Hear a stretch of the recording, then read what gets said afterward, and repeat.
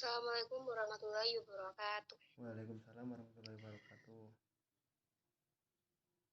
Kami dari kelompok 3, saya Deira Zara Humanika dengan NPM 2204010005 dan rekan saya Kurniawan Dwi Febriansyah dengan NPM 22.0401.0007 akan membahas faktor-faktor atau komponen pendidikan, milieu atau lingkungan, dan alat pendidikan. Baik, kita akan memulai pembahasannya. Dalam pembahasan faktor atau komponen daripada pendidikan terdapat yang pertama adalah faktor alat pendidikan dan yang kedua faktor lingkungan. Juga yang terakhir membahas kurikulum. Sebenarnya kurikulum itu tidak ada pembahasan tersendiri, dan namun dia termasuk salah satu metode pendidikan. Oke, kita akan mulai yang pertama dari faktor pendidikan. Faktor alat pendidikan. Alat pendidikan adalah suatu tindakan atau situasi yang sengaja diadakan untuk tercapainya sebuah tujuan tertentu. Oleh karena itu, secara tidak langsung alat pendidikan merupakan inti dari faktor tertentu yang sengaja dibuat untuk tercapainya tujuan tertentu sesuai apa yang diinginkan. Dalam pengertian luas, alat tersebut meliputi faktor-faktor alat pendidikan yang lain seperti tujuan pendidik, alat anak didik, dan lingkungan pendidikan. Jika faktor tersebut digunakan dan direncanakan dalam perbuatan atau tindakan mendidik. Di sini saya akan mengambil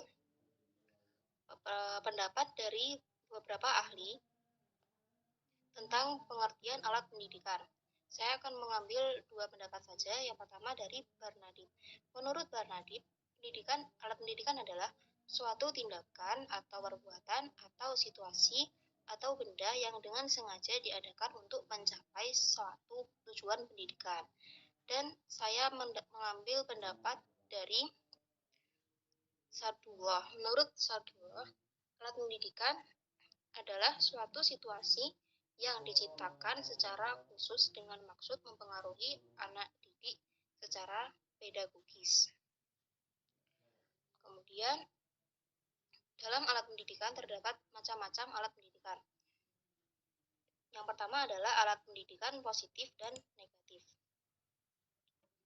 Alat pendidikan positif berarti alat yang ditujukan agar anak mengerjakan sesuatu dengan baik. Misalnya, ujian agar anak mengulang pekerjaan yang menurut ukuran adalah baik. Sedangkan alat pendidikan negatif dimaksudkan agar anak tidak mengerjakan sesuatu yang buruk. Misalnya adalah larangan atau hukuman agar anak tidak mengulangi perbuatan yang menurut norma buruk. Kemudian lanjut yang kedua, macam-macam dari alat pendidikan yang kedua adalah preventif dan korektif. Alat pendidikan preventif merupakan alat untuk mencegah anak mengerjakan sesuatu yang tidak baik. Misalnya, itu perintah atau larangan. Sedangkan alat pendidikan korektif adalah alat untuk memperbaiki kesalahan atau kekeliruan yang dilakukan peserta didik, misalnya adalah hukuman.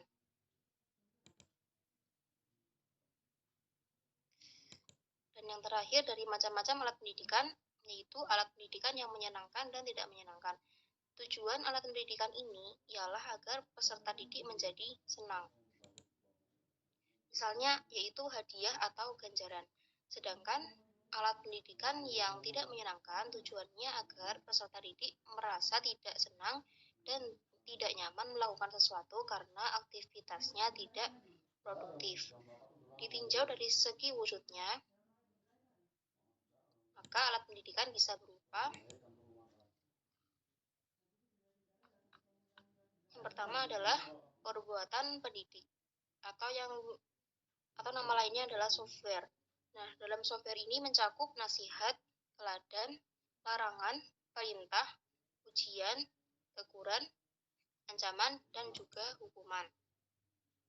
Kemudian yang kedua adalah benda-benda sebagai alat bantu atau yang disebut sebagai hardware. Dalam hardware ini tercakup seperti meja, kursi, papan tulis, penghapus, kapur, buku, peta, OHP, dan sebagainya. Pengertian OHP adalah overhead projector. Lanjut ke permasalahan selanjutnya, yaitu tindakan pendidikan dapat ditinjau dari 3 sudut pandang. Yakni yang pertama adalah pengaruh tindakan terhadap tindakan anak didik. Misalnya adalah mendorong anak didik untuk melakukan serta meneruskan tingkah laku tertentu seperti teladan, perintah, pujian, dan hadiah. Juga tindakan yang bersifat mengekang, mendorong anak didik untuk menjauhi dan menghentikan tingkah laku tertentu seperti larangan, ancaman, dan juga hukuman. Kemudian yang kedua, akibat tindakan terhadap perasaan anak didik, yaitu adalah menyenangkan anak didik seperti pujian dan hadiah, dan juga tidak menyenangkan atau menyebabkan anak didik menderita seperti ancaman dan juga hukuman. Yang terakhir adalah bersifat melindungi anak didik. Seperti yang bisa dilakukan dalam tindakan ini adalah mencegah atau mengarahkan, seperti misalnya perintah, teladan, dan juga larangan.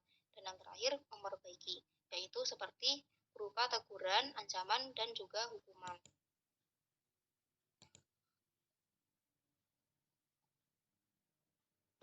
Lanjut ke pembahasan alat pendidikan yang terakhir, yaitu dasar-dasar penggunaan alat pendidikan.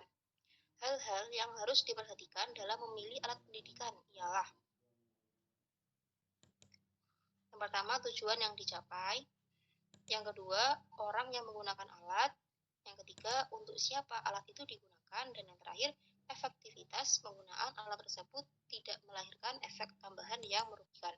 Dalam hal ini yang harus diperhatikan adalah pribadi orang yang menggunakannya, sehingga penggunaan alat pendidikan tersebut tidak sekedar teknis belaka, namun lebih jauh justru mencakup persoalan batin atau pribadi pendidik. Kemudian penggunaan alat pendidikan yang tampak dalam bentuk tindakan, yaitu pertama teladan. Dengan teladan inilah lahirlah gejala identifikasi positif, yakni penyamaan diri dengan orang yang ditiru. Dan yang kedua, anjuran dan juga perintah. Kalau dalam teladan, anak dapat melihat di dalam anjuran atau perintah, anak mendengar apa yang harus dilakukan. Perintah adalah tindakan anak didik, menyuruh anak didik melakukan apa yang diperintahkan untuk mencapai tujuan tertentu. Yang ketiga adalah larangan. Larangan merupakan tindakan pendidik menyuruh anak didik tidak melakukan atau menghindari tingkah laku tertentu demi tercapainya tujuan pendidikan tertentu. Hal yang terpenting dalam hal ini ialah diusahakan alasan larangan diketahui dan diterima oleh anak didik. Yang keempat, pujian dan hadiah merupakan tindakan pendidik yang fungsinya memperkuat penguasaan pendidikan tertentu yang telah dicapai oleh anak didik. Hadiah yang diberikan tidak selamanya berbentuk barang dan harus diberikan pada saat yang tepat, yaitu adalah hadiah sesudah anak didik berhasil. Lanjut yang kelima, ialah teguran. Teguran yaitu suatu yang harus disadari bahwa manusia tidak sempurna, maka berkemungkinan untuk berbuat khilaf dan salah. Penyimpangan dari perintah-perintah selalu ada. Lagi pula perlu diperhatikan, anak didik selalu lupa cepat melakukan larangan-larangan dan perintah. Teguran dapat berupa kata atau juga isyarat-isyarat, misalnya yaitu pandangan mata yang tajam dan lain sebagainya. Yang keenam adalah perintah dan ancaman. Perintah ini diberikan kepada anak yang kerap sekali melakukan pelanggaran dan telah diberikan pula atasan tegurannya. Biasanya teguran ini disertai dengan sanksi dan ancaman. Ancaman lazimnya akan menimbulkan rasa jera bagi anak yang melanggar dan melahirkan kemungkinan anak didik menerima karena mengerti dan penuh kesadaran, atau anak didik menerima karena takut, atau juga ia menolak karena tidak mau dipaksa. Yang terakhir adalah hukuman.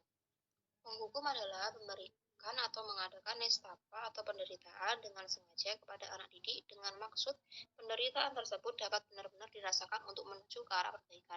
Dalam hal pemberian hukuman ini, paling tidak ada dua prinsip dasar mengapa diadakan, yaitu yang pertama adalah hukuman diadakan karena adanya pelanggaran atau ada salah yang diperbuat.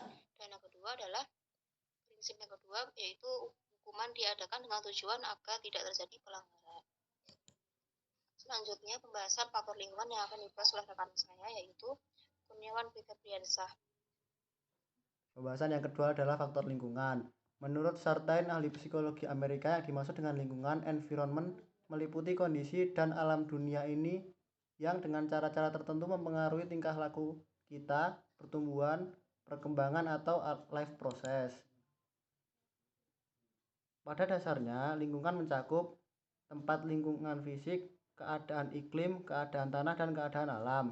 Kebudayaan, lingkungan budaya, dengan warisan budaya tertentu seperti bahasa, seni, ekonomi, ilmu pengetahuan, pandangan hidup, dan pengetahuan.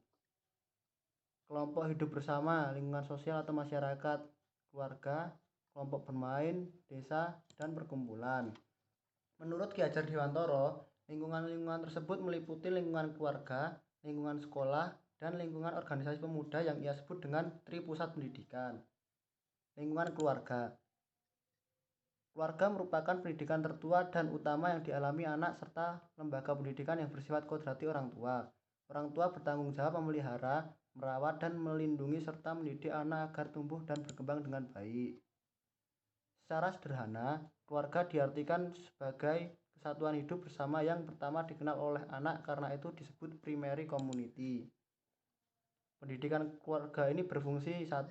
Sebagai pengalaman pertama masa anak-anak. 2. Menjamin kehidupan emosional anak. 3. Menanamkan dasar pendidikan moral. 4. Memberikan dasar pendidikan sosial. Dan yang kelima, meletakkan dasar pendidikan agama bagi anak. Tanggung jawab orang tua terhadap anak adalah sebagai berikut. 1. Memelihara dan membesarkannya.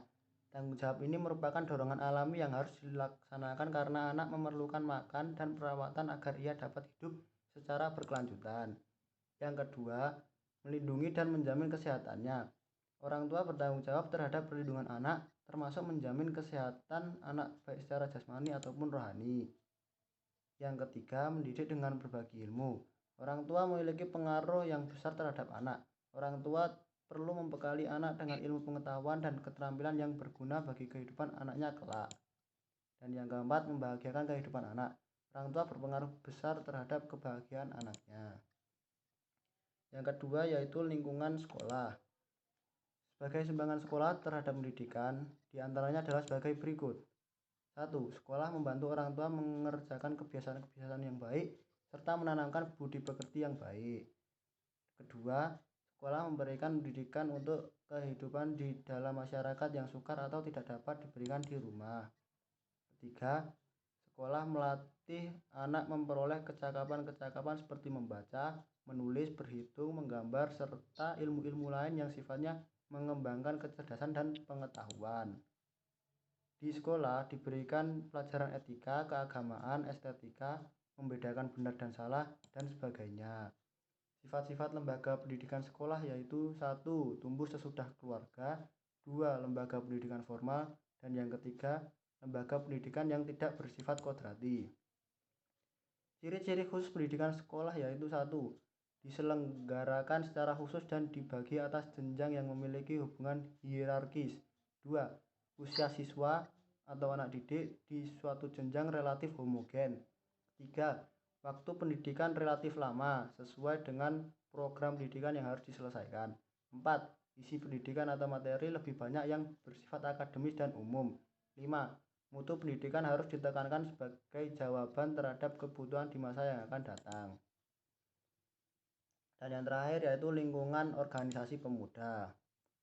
Bagian lembaga pendidikan yang bersifat informal atau luar sekolah, organisasi pemuda mempunyai corak macam yang beragam-ragam, tetapi secara garis besar dapat dibedakan antara organisasi pemuda yang diusahakan oleh pemerintah dan yang diusahakan oleh badan swasta. Selanjutnya adalah kurikulum. Di sini kami juga membahas kurikulum karena termasuk dalam salah satu komponen alat pendidikan. Kurikulum merupakan acuan atau landasan berpijak dalam pengambilan kebijakan pendidikan. Di samping itu juga, kurikulum adalah pengarah pelaksanaan pendidikan yang di dalamnya terdapat sejumlah pengalaman belajar bagi siswa untuk mencapai tujuan yang telah ditetapkan. Peranan kurikulum dalam pendidikan sangat urgen karena dapat dikatakan kurikulum adalah kitab sucinya pendidikan. Ciri kurikulum dalam Islam menonjolkan tujuan agama dan akhlak pada berbagai tujuan dan kandungannya, metode, alat, dan tekniknya bercorak agama. Kedua, meluas cakupannya dan menyeluruh kandungannya, yaitu kurikulum yang betul-betul mencerminkan semangat pemikiran dan ajaran menyeluruh. Ketiga, bersikap seimbang di antara berbagai ilmu yang dikandung dalam kurikulum yang akan digunakan. Selain itu juga seimbang antara pengembangan individual dan sosial. 4. Bersikap menyeluruh dalam menata seluruh mata pelajaran yang diperlukan oleh anak didik. Yang kelima, kurikulum yang disusun selalu disesuaikan dengan minat dan bakat anak didik. Prinsip kurikulum dalam Islam. 1. Prinsip pertautan yang sempurna dengan agama, termasuk ajarannya dan nilai-nilainya. 2. Prinsip menyeluruh universal pada tujuan-tujuan dan kandungan-kandungan kurikulum. Ketiga, prinsip keseimbangan yang relatif antara tujuan-tujuan dan kandungan kurikulum. Prinsip perkaitan antara bakat, minat, kemampuan-kemampuan, dan kebutuhan pelajar. 5. Prinsip pemeliharaan perbedaan-perbedaan individu di antara para pelajar baik dari segi minat maupun bakatnya. Prinsip menerima perkembangan dan perubahan sesuai dengan perkembangan zaman dan tempat. Dan yang ketujuh dan yang terakhir itu prinsip keterkaitan antara berbagai mata pelajaran dengan pengalaman-pengalaman dan aktivitas yang terkandung dalam kurikulum. Sekian dari presentasi kami, semoga materi yang kami jelaskan dapat dipahami. Wassalamualaikum warahmatullahi wabarakatuh.